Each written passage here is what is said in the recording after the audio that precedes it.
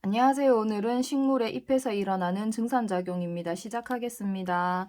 자, 증산작용이라 하는 것은 식물체 내의 물입니다. 식물체 내에 있는 물이 수증기의 형태가 상태가 바뀌어서 잎의 기공이라고 하는 구멍을 통해서 식물체 밖으로 빠져나가는 현상을 증산작용이라고 하는데, 이 증산작용은 낮에 이제 기공이 열리거든요. 빛을 받는 낮에 기공이 열려서 기공이 열리는 낮에 증산작용이 활발하다라고 볼 수 있습니다. 물이 아까 수증기로 바뀐다라고 얘기했는데요. 물이 액체고 수증기가 기체잖아요. 그래서 액체가 기체로 바뀌는 기화열 흡수가 일어납니다.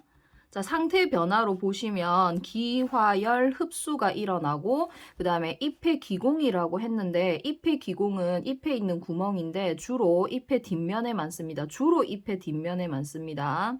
앞면에도 있는데 뒷면에 주로 많아요.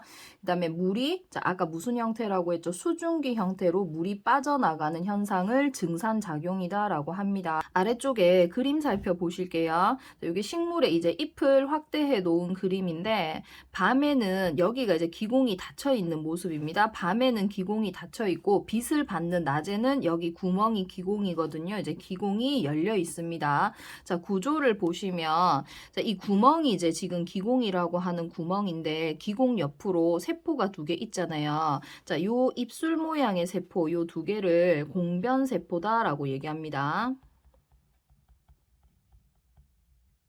그리고 공변세포는 두 개가 있고, 공변세포 주변으로 이제 여러 개의 세포가 있는데, 공변세포 주변에 있는 세포를 표피세포라고 합니다. 자, 그러면 여기 그림을 조금 자세히 보시면 세포 하나에 하나씩 검은색 이렇게 셈이 점을 찍어 놨는데, 이 검은색 점이 지금 핵이라고 생각을 하시면 됩니다. 요게 핵이에요. 그 다음에 그러니까 표피세포에도 핵이 있고 공변세포에도 핵이 있죠. 검은색 점이 핵이라고 생각을 하시면 됩니다. 그래서 세포마다 전부 다 핵이 있고, 근데 이제 표피에는 없는데 공변세포에는 녹색 알갱이 같은 거 있잖아요. 이 녹색 알갱이가 엽록체입니다.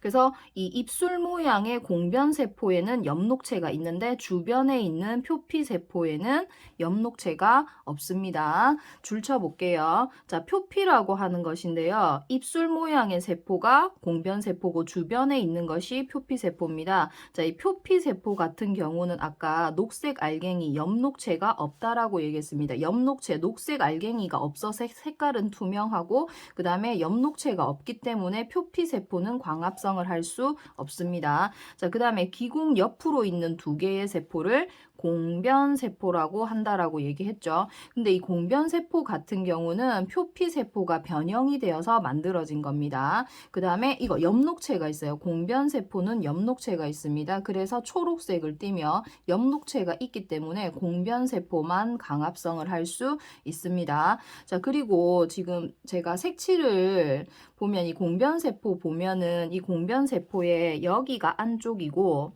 이쪽이 안쪽이에요. 여기가 바깥쪽이거든요.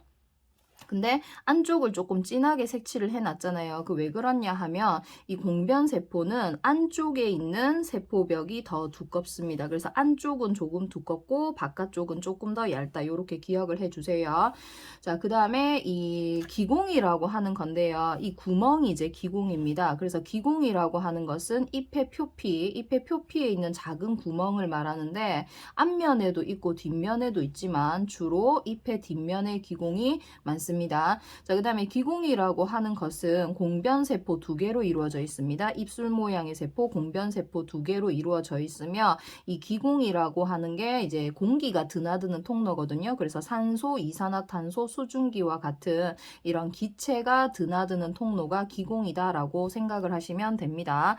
자, 그리고 이 기공이 밤에는 기공이 닫혀 있습니다. 그래서 증산작용이 일어날 수 없고, 자, 낮에 이제 기공이 열리게 되는데, 낮에 기공이 열리면서 증산작용이 활발하거든요. 그래서 기공을 열고 닫는 것은 기공을 감싸고 있는 공변세포 모양입니다. 그래서 공변세포 모양에 의해서 기공이 열리고 닫힌다라고 기억을 해주세요. 자, 증산작용의 역할입니다.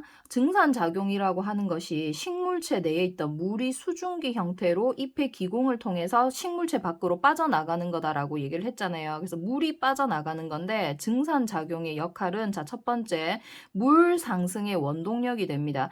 자, 이 물이라고 하는 것이 뿌리에서 흡수돼서 이제 위쪽으로 올라오게 되거든요. 뿌리에서 흡수하는 물이 위쪽에서 올라오게 되는데 잎에 있는 기공을 통해서 이제 물을 빼줘야지만 뿌리에 있던 물이 올라오게 됩니다. 그래서 증산작용의 역할은 물 상승의 원동력이 된다. 기억해 주시고요. 자, 그 다음에 식물 수분량을 조절합니다. 그러니까 저희가 땀을 흘리는 거하고 비슷하거든요. 저희가 땀을 흘려서 이제 수분량을 조절하는 것처럼 식물도 이제 증산작용을 통해서 식물체 내의 수분량을 조절하게 됩니다. 자, 그리고 식물의 이제 체온 조절을 한다라고 얘기했는데 증산작용이 일어날 때 자, 물이 수증기로 바뀌면서 기화열을 흡수하죠. 아까 기화열 흡수. 기화열 흡수가 일어나면은 열을 빼앗아 가기 때문에 식물의 체온을 낮춰주게 됩니다. 기화열 흡수하면은 온도가 낮아지게 됩니다. 그래서 식물의 체온을 조절할 수 있다라는 거 기억해 주세요. 그리고 증산작용이 잘 일어날 조건입니다. 자, 증산작용이 잘 일어날 조건은 외우실 때 빨래가 잘 마를 조건으로 기억하시면 돼요.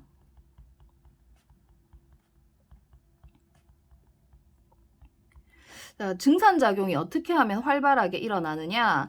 빛이 강할수록 좋겠죠. 빛이 강할수록 증산작용이 잘 일어납니다. 빨래가 잘 마를 조건 생각해 보세요. 자, 그 다음에 온도가 높을수록 증산작용이 잘 일어납니다. 그 다음에 바람이 잘 불수록 증산작용이 잘 일어나겠죠. 그 다음에 습도라고 하는 것은 낮을수록 좋습니다. 이 습도가 낮다라는 게 주변이 건조하다라는 것을 의미합니다.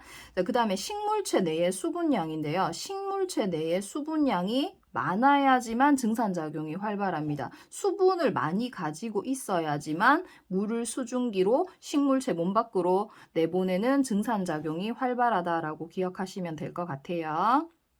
그리고 증산작용과 강압성입니다. 자, 이 증산작용이라고 하는 것은 기공이 열려 있어야지만 증산작용이 일어나는데 이 기공이라고 하는 거는 언제 열리냐? 빛을 받는 낮에만 기공이 열립니다. 꼭 기억하세요. 자, 기공이 열려서 증산작용이 활발하게 일어난다. 그러면 잎에서 물이 수증기 형태로 빠져나가는 거기 때문에 뿌리에 있던 물을 잎까지 상승시켜주는 물 상승의 원동력이 될 수 있습니다. 자, 그 다음에 지금 기공이 열려 있기 때문에 이산화탄소 흡수도 더 잘할 수 있고 광합성도 활발하게 일어날 수 있습니다.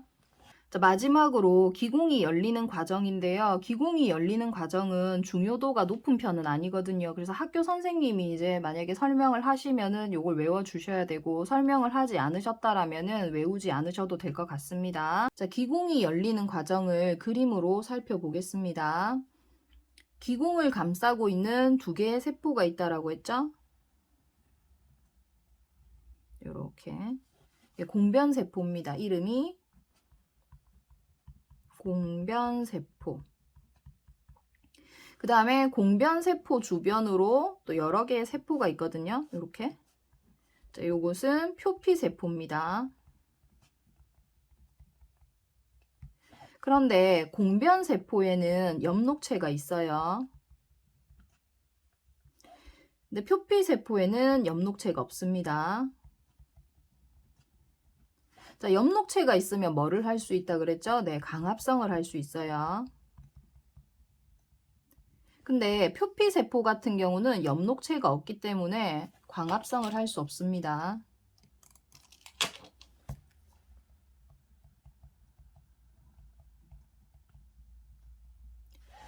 자, 그러면 이제 아까 공변세포는 이제 광합성을 한다 그랬고 표피세포는 광합성을 할 수 없다라고 얘기를 했죠. 자, 공변세포에서 광합성을 하면 포도당을 만들어내게 됩니다. 자, 그럼 포도당을 만들어낸 공변세포는 고농도가 되게 되는 거고 주변에 있는 표피세포는 상대적으로 저농도가 되게 돼요. 그러면 저농도에서 고농도 쪽으로 물이 들어옵니다. 이렇게. 저농도에서 고농도 쪽으로 물이 들어오게 되는데 삼투 현상이라고 하는 현상에 의해서 물이 들어오게 되거든요. 그러면 공변세포가 물이 이동을 해서 공변세포 쪽으로 물이 들어왔기 때문에 이 공변세포가 팽창을 하게 됩니다. 물이 들어왔으니까 약간 물을 먹어서 크기가 커진다, 팽창을 하게 된다. 그런데 팽창을 할 때 공변세포 안쪽은 조금 세포벽이 두껍다라고 얘기했잖아요. 여기 안쪽은 세포벽이 두껍고 그 다음에 바깥쪽은 세포벽이 얇거든요. 그래서 팽창을 하는데 안쪽은 두껍고 바깥쪽은 얇다 보니까 이 공변세포가 팽창하는 과정에서 휘어지게 됩니다. 그럼 어떤 모습이 되죠?